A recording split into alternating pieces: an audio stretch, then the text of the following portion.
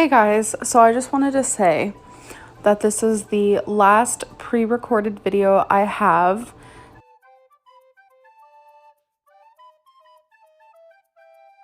This is actually the video I filmed the night I went to the hospital.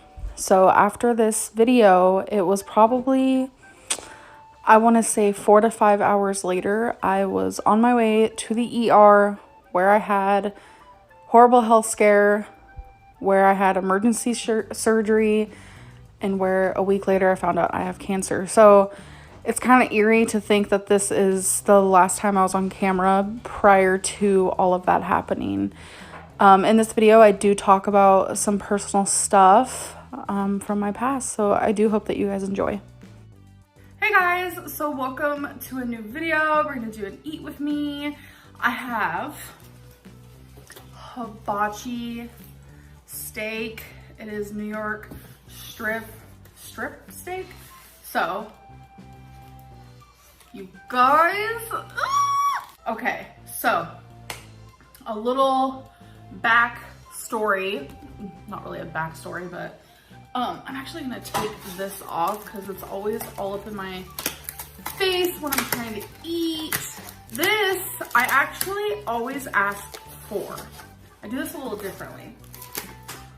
For extra vegetables, because it usually doesn't come with broccoli and stuff like that, but mine does. I say no teriyaki sauce. I just prefer it kind of, it's kind of plain, not plain if you will, but it's a little plain. But I like it like that, like a lot. It's really good. I'm trying to set you guys up. Okay. And this is yum yum sauce. I don't know how they make it. I almost don't want to know. Usually people pour it on, but I dip mine. So that is what I will be doing.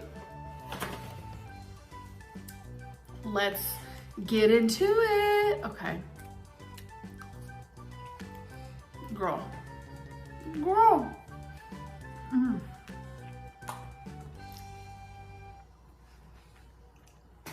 I'm starting in already with the moans and the groans that you guys don't like.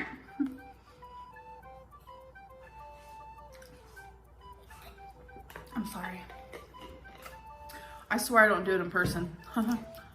So, we have steak. Don't hate on me. I get mine well done. That's good. We have, this is zucchini.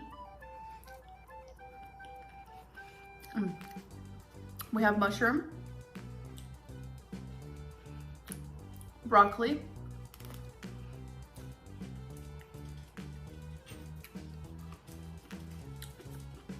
we have onion. I like the hibachi sauce. I don't like the teriyaki sauce. Can't talk. I just don't like the teriyaki sauce. It's, I don't know. I just don't want my food to be like sweet like that. Not like that. If that makes sense. And we have carrots.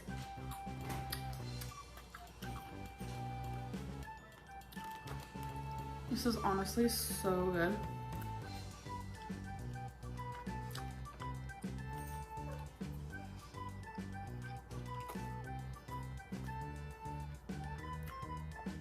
Delish.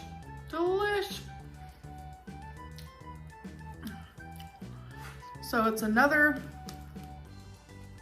stormy day in Kentucky. Whether that's figuratively or metaphorically or real,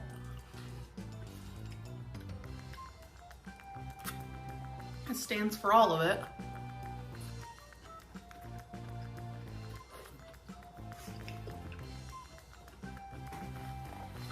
At this point,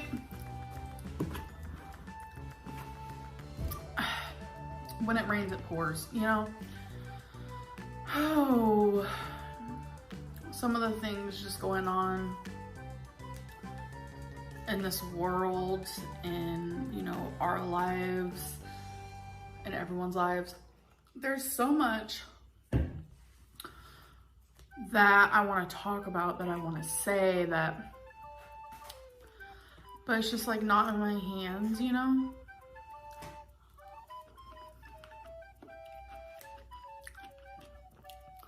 And it wouldn't be appropriate if I was to talk about certain things.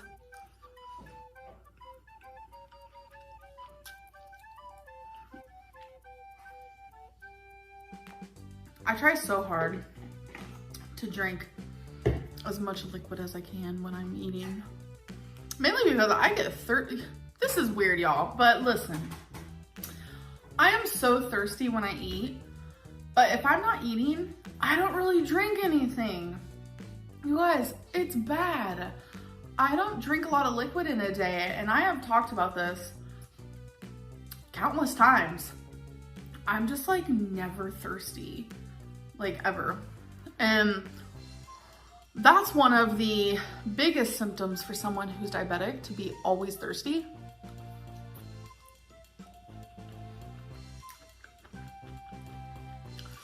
Everyone always thinks I have diabetes because a few reasons. My knuckles and my weight. And the way that I eat. Well, take away all of that, and I'm surprised that I don't have diabetes because it runs in the family really bad. I don't think I have ever seen someone have such bad diabetes than my dad. Growing up, he was in a diabetic coma at one point. I've always seen him take shots of insulin in his stomach. I saw at a young age, he has this really bad ulcer on the bottom of his foot, and he still has it. And it's only gotten worse. He has been continuously hospitalized. They want to amputate his foot, and they've wanted to amputate his foot for over a decade, and way over a decade, and he just won't get it done.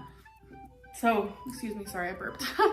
I have never seen someone with so many health issues regarding diabetes.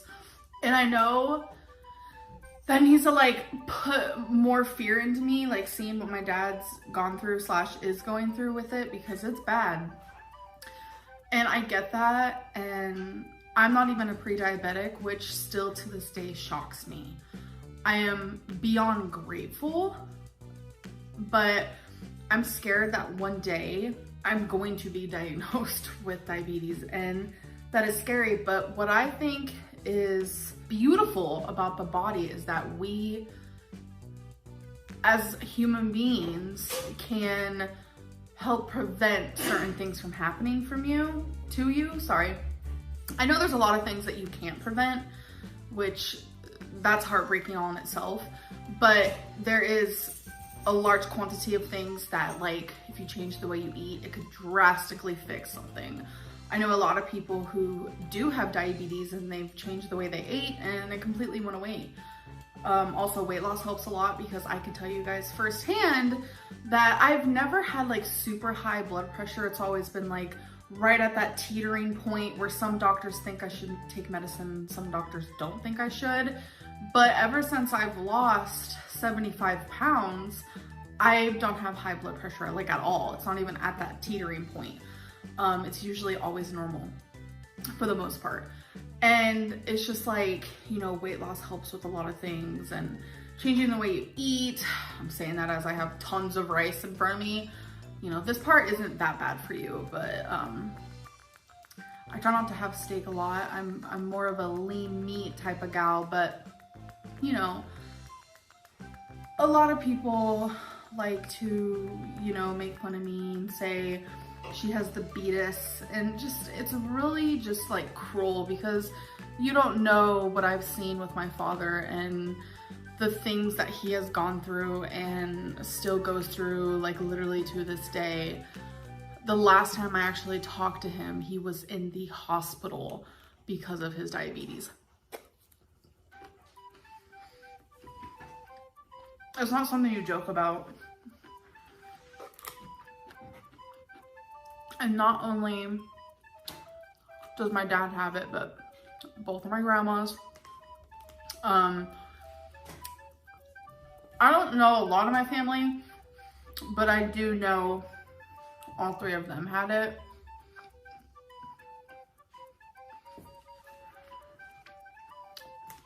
Here's a little factoid, actually, which is really, I wish I would have known this, okay? Story time.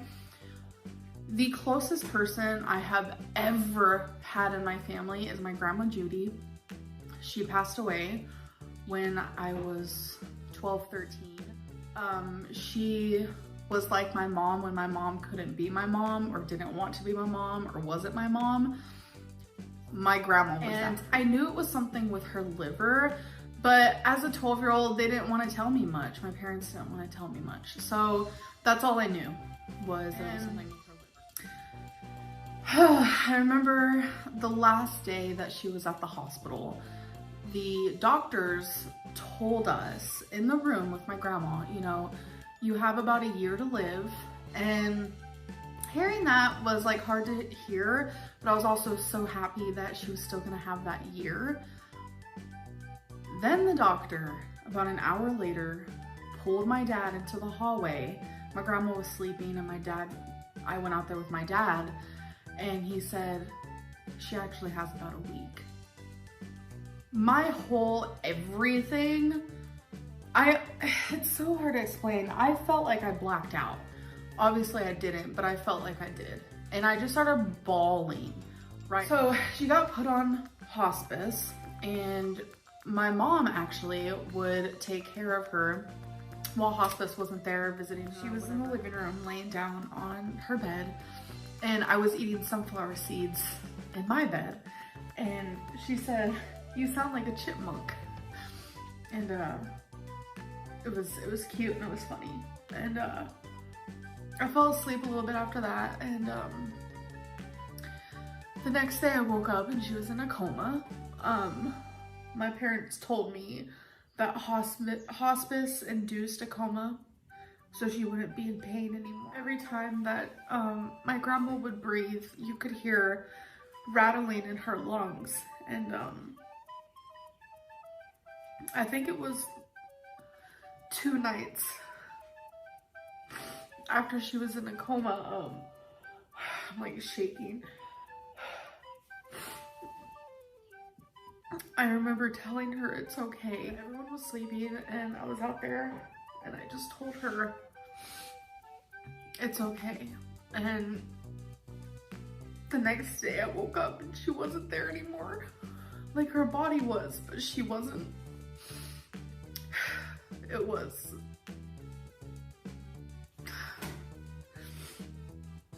the hardest thing I ever went through. And I ended up missing a couple weeks of school after that because it was so painful. First of all, her funeral, okay? It was beautiful.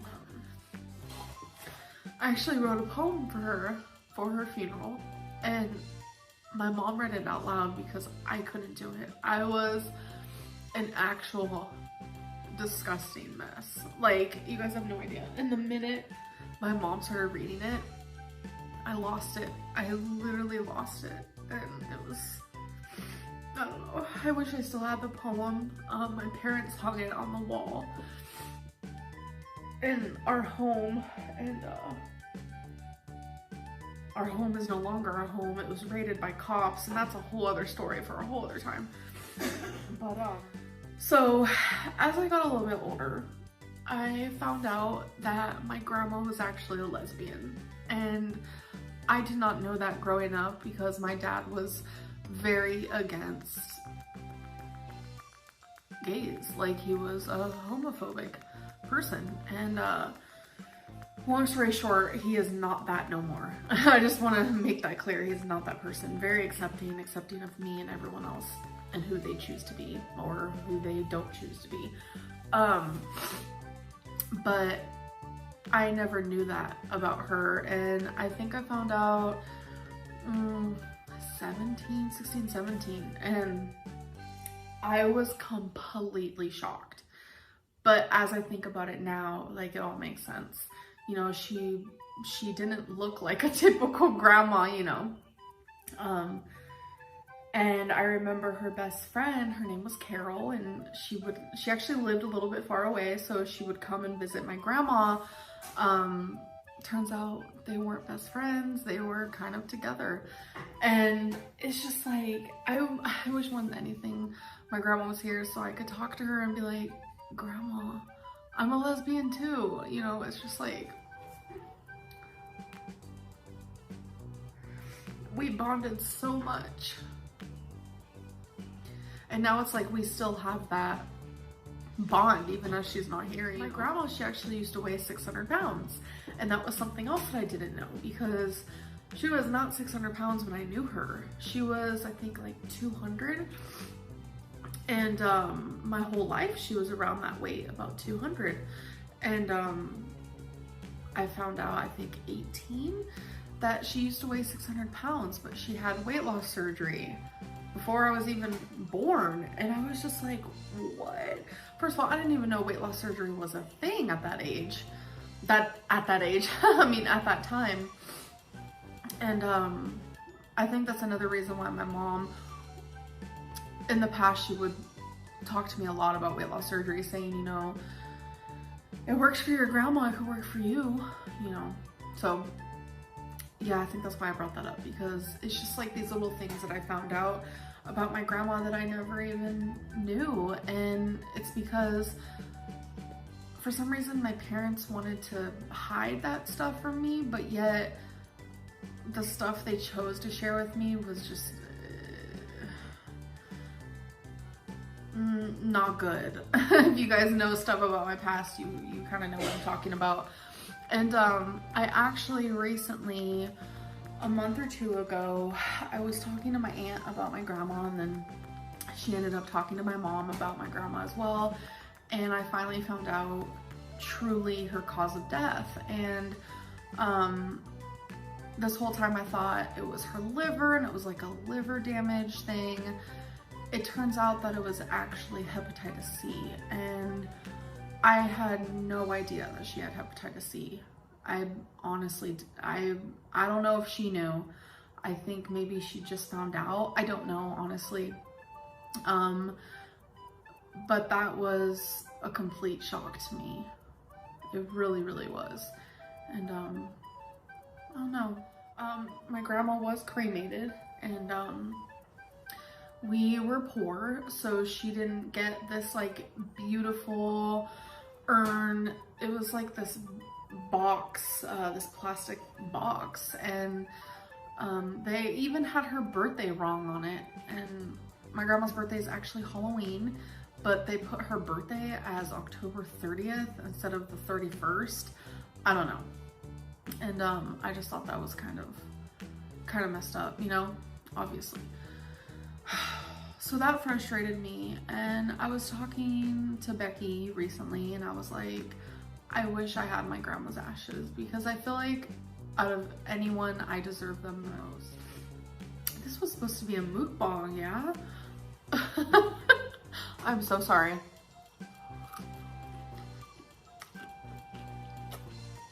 Now I don't even feel like eating. I will say the broccoli is really good though.